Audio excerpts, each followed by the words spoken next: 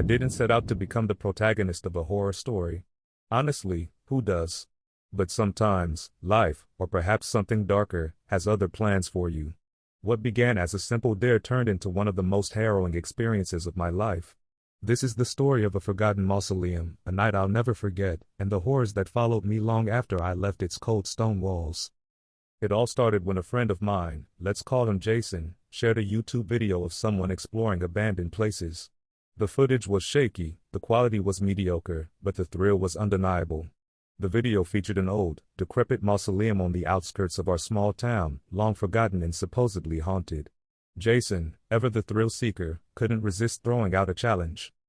"Bet you wouldn't last an hour in there at night," he smirked, shoving his phone in my face to replay the grainy clip of the mausoleum's crumbling facade. I wish I'd just laughed it off. But no, my ego got the better of me. I had a reputation for being unshakable, always the calm one in scary movies, the person who scoffed at ghost stories. So, of course, I took the bait. "An hour? Easy," I said, trying to sound nonchalant. What I didn't know was that the bet would unravel far more than my nerves. The mausoleum sat at the edge of a forest, concealed behind dense foliage and a rusted gate that hadn't been opened in decades. I arrived just after midnight, armed with a flashlight, a fully charged phone, and a shaky sense of confidence. The air was thick with the kind of silence that felt alive, as though the trees themselves were holding their breath. The structure was more imposing than I'd expected. It loomed in the moonlight, a crumbling relic of forgotten lives. Its once majestic stone pillars were cracked, and the heavy wooden doors hung slightly ajar, as though inviting me, or warning me, not to enter. I filmed a quick clip on my phone, documenting my bravado. "Alright, guys," I whispered to the imaginary audience of Jason and a few friends. 1 hour. Let's do this." The interior was even worse than I'd imagined. The air was damp and stale, carrying the unmistakable scent of decay. Dust clung to every surface, and cobwebs draped the corners like macabre decorations. My flashlight's beam flickered, casting jittery shadows on the cracked marble floors and weathered tombs. At first, it was uneventful, just the eerie quiet of a place meant for eternal rest. I wandered the narrow aisles, my footsteps echoing unnaturally. Then, I noticed something strange. A draft. It wasn't the cold air itself that was alarming, but its direction. It came from deep within the mausoleum, where there shouldn't have been any openings. The deeper I ventured, the stronger the breeze grew, carrying with it faint whispers. "Just the wind," I muttered to myself, though my pulse quickened. But then I saw them. Footprints. They were faint, as though someone had walked through the dust recently, leading deeper into the mausoleum. The problem? The footprints didn't lead back out. At the end of the hallway, I came upon a massive stone door etched with symbols I didn't recognize. It stood slightly ajar, just enough for me to squeeze through.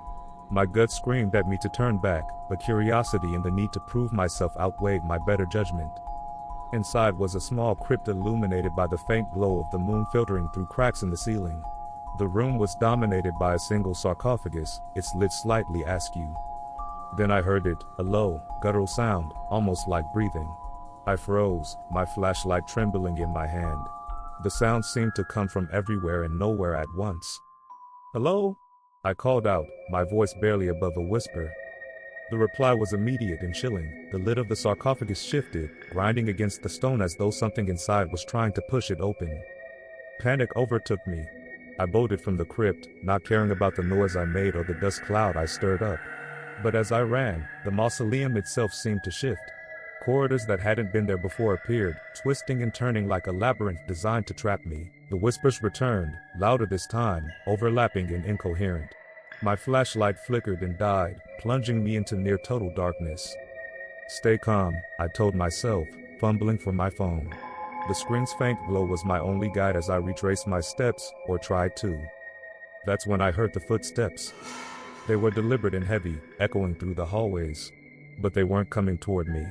No, they were pacing back and forth, as though something, or someone, was guarding the exit. With no other choice, I crept toward the sound, hoping to slip past unnoticed. My phone's camera was still recording, and I didn't dare look at the screen, afraid of what it might capture. As I rounded the final corner, the footsteps stopped. The exit was in sight, the heavy wooden doors stood open, revealing the moonlit forest beyond. I sprinted for them, heart pounding in my chest. But just as I reached the threshold, I felt it, a cold, clammy hand gripping my wrist. I screamed, wrenching free and stumbling into the night. When I turned back, the mausoleum door slammed shut with a deafening finality, and the whispers ceased. I didn't stop running until I reached my car. When I finally dared to look at my phone, the recording was intact but distorted. The audio was warped, filled with static and faint whispers. Worse, the video ended with a frame of the crypt's sarcophagus, fully open, revealing nothing but darkness inside. The next day, Jason laughed off my story, but I couldn't shake the feeling that something had followed me home. Strange things started happening, objects moving on their own, cold spots in my apartment, and, worst of all, whispers in the dead of night. I wish I could say that everything returned to normal after that night at the mausoleum, but it didn't. In fact, the horrors that followed me home made that night feel like a harmless prelude. What I thought was a fleeting encounter with the paranormal soon spiraled into a nightmare that consumed my waking life and my dreams. The first sign that something was wrong came the morning after. I woke up exhausted, as though I hadn't slept at all. My dreams had been filled with faint, unintelligible whispers, the same ones I'd heard in the mausoleum. I shrugged it off as my mind playing tricks on me. After all, I'd just been through an intense experience. But the whispers didn't stop. They started faintly, barely audible, like a distant conversation muffled by walls. At first, I only heard them at night, just before falling asleep. But soon, they began to intrude during the day, growing louder, more insistent. They seemed to come from nowhere and everywhere at once, filling the silence of my apartment with an oppressive, suffocating presence. Then came the objects. It started with small things. Keys that I was sure I'd left on the kitchen counter would appear on the living room floor. My phone charger vanished for 2 days before reappearing in my bathroom sink. I tried to rationalize it. Maybe I was distracted, maybe I was sleepwalking. But deep down, I knew better. One night, as I sat on the couch scrolling through my phone, I felt a chill breeze pass by me. The windows were closed. The air conditioning was off. I froze, every hair on my body standing on end. Slowly, I turned my head toward the source of the breeze, and saw it. The curtains in the corner of the room were swaying, as though someone had just brushed past them. "Nope," I muttered, grabbing my keys and bolting out of the apartment. It started with small things. Keys that I was sure I'd left on the kitchen counter would appear on the living room floor. My phone charger vanished for 2 days before reappearing in my bathroom sink. I tried to rationalize it. Maybe I was distracted, maybe I was sleepwalking. But deep down, I knew better. By this point, I knew I needed help. I reached out to a local paranormal investigator, a woman named Elena who had a reputation for being both knowledgeable and no-nonsense. I showed her the video from the mausoleum and described everything that had been happening since. Elena watched the footage in silence, her expression growing more serious with each passing second. When it ended, she looked at me with a mix of sympathy and urgency. "You disturbed something," she said. "And it's not done with you." She explained that the mausoleum was likely a place of immense spiritual energy, possibly even a portal. By entering it, and especially by filming, I had unwittingly invited something to attach itself to me. "What do?" I asked, trying to keep the panic out of my voice. "We'll start with a cleansing," Elena said. "But be warned, whatever this is, it's strong. It may not let go easily." The cleansing took place in my apartment a few days later. Elena arrived with a small team, carrying sage, candles, and other ritual tools. She began by burning the sage, walking through each room while chanting in a language I didn't understand. At first, the process seemed uneventful. But as Elena entered my bedroom, the atmosphere shifted. The air grew heavy, almost oppressive, and the whispers returned, faint at first, then rising to a crescendo. "Stay calm," Elena instructed, her voice steady. Then, out of nowhere, the lights began to flicker. The team exchanged nervous glances, but Elena pressed on, chanting louder. Suddenly, the bedroom door slammed shut with a force that shook the walls. "Keep going," Elena shouted, her voice cutting through the chaos. After what felt like an eternity, the energy in the room began to dissipate. The whispers faded, the air lightened, and the flickering lights steadied. "It's done," Elena said, though she didn't sound entirely convinced. For a few days, things seemed to return to normal. The whispers stopped, the unexplainable activity ceased, and I finally started to feel like myself again. I even dared to watch the mausoleum footage one last time, hoping to find some closure. But then the dreams began. They were vivid, almost hyper-realistic, and always the same. I was back in the mausoleum, standing before the crypt with the ajar sarcophagus. This time, however, the lid wasn't moving. It was fully open, revealing a shadowy figure inside. The figure didn't move, didn't speak, but its presence was suffocating. I would wake up drenched in sweat, my heart racing, and the whispers, now unmistakable, would echo in my ears. Desperate for answers, I contacted Elena again. She suggested that we return to the mausoleum to confront whatever was haunting me directly. "Are you insane?" I asked, horrified at the idea. "It's the only way to sever the connection," she insisted. Reluctantly, I agreed. We returned to the mausoleum late at night, armed with equipment and a plan. The air was colder than I remembered, and the structure seemed even more menacing. As we stepped inside, the whispers greeted us, louder and clearer than ever. Elena led the way, her flashlight cutting through the darkness. The mausoleum felt different this time, alive, as though it was aware of our presence. We reached the crypt, and there it was, the sarcophagus, still open, still waiting. Elena began a ritual, lighting candles and placing protective symbols around the crypt. The air grew heavy again, and the whispers rose to a deafening roar. Then, the shadowy figure appeared. It rose from the sarcophagus, its form shifting and writhing like smoke. Its presence was overwhelming, filling the room with an indescribable terror. "Who are you?" Elena demanded, her voice steady despite the fear in her eyes. The figure didn't respond with words, but the whispers coalesced into a single, chilling sentence. "You do not belong here." The figure stood before us, its form both tangible and ethereal, like smoke and shadows given shape. Its presence wasn't just terrifying, it was oppressive, as though the very air around it carried a malevolent weight.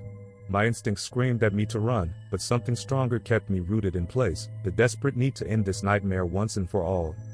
"You do not belong here."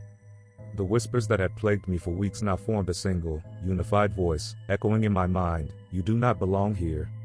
Elena stood firm, chanting words I couldn't understand, her voice rising above the oppressive whispers. The candles she'd placed around the crypt flared, their flames bending toward the shadowy figure as if drawn to it. The figure didn't retreat, but I could sense its focus shifting, its attention turning fully to Elena. She was provoking it, and it didn't like that. "Hold your ground," Elena said, glancing back at me. Her voice was calm, but I could see the tension in her body. The mausoleum itself seemed to come alive in response to the ritual. The walls groaned as if under some immense pressure, and the air grew colder with each passing second. I could see my breath, swirling in the dim light of the candles. Then, the sarcophagus lid, which had been fully open, began to slide shut on its own. The grinding sound of stone against stone was deafening, and the shadowy figure recoiled slightly, as if the act of closing the sarcophagus was a threat to it. But it wasn't enough.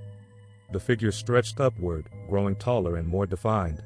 Its shape shifted rapidly, cycling through forms that were both human and inhuman, each more terrifying than the last. I couldn't look away, no matter how much I wanted to.